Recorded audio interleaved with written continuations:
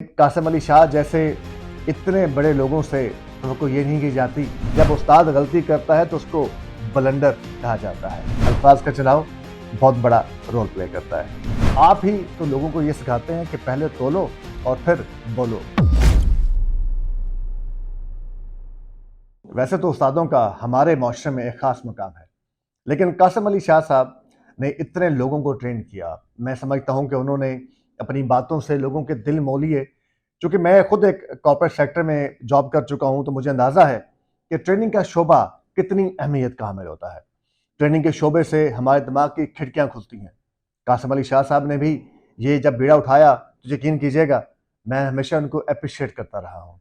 लेकिन हजूर सूरत हाल ये है कि जब आप उस्ताद होते हैं तो और उस्ताद होने के नाते आप ही तो लोगों को ये सिखाते हैं कि पहले तोलो और फिर बोलो।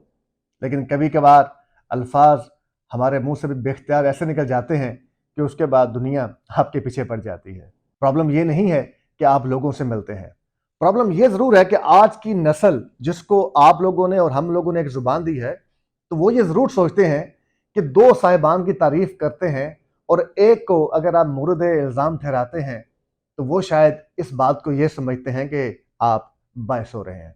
उस्ताद का मकाम इतना आला है कि उसको तो बायसनेस से बाहर निकलना चाहिए। उस्ताद का मकाम तो इतना आला है कि वो लोगों को गाइड करता है, बताता है। वो ऐसी कोई शर अंगेज गुफ्तगू से परहेज करता है।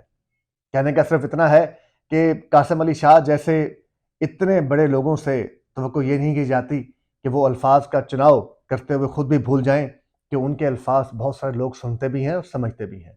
जब आप इस तरह के अल्फाज का चुनाव खुद करेंगे बासियत उस्ताद के होने के नाते, तो फिर आपको बहुत सारी चीज़ों का सामना भी करना पड़ता है। लोग आप पे फिर तनकीद भी करेंगे। इसलिए तो आलिम का मकाम भी तो उस हवाले से ज़्यादा कहा गया है, और उस्ताद होने के नाते हमें ज़्यादा एहतियात भी करनी चाहिए।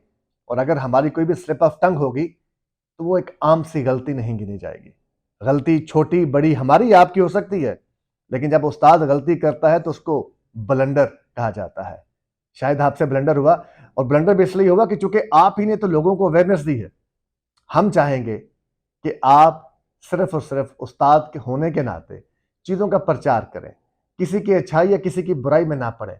देखिए, सियासत से ना ताल्लुक तो आपका है, ना ताल्लुक मेरा है, और ना ही सुनने वालों को शायद हो, लेकिन पाकिस्तानी होने के नाते हमारा इतना ताल्लुक तो है कि हम उन चीज़ों पे सवाल उठा सकें कि जो बहसियत उस्ताद आपको और हमें करनी चाहिए। हमें भी बहुत सारे लोग सुनते हैं, आपकी फॉलोइंगशिप बहुत बड़ी है।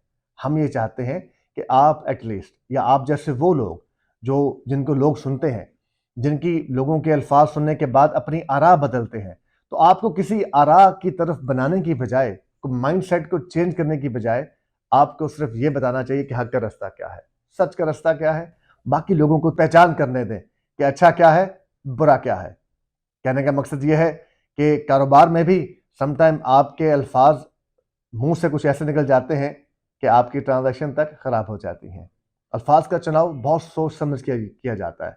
समटाइम 99 पे जब आपको सांप डंस लेता है तो आप फिर दोबारा जीरो पे आ जाते हैं।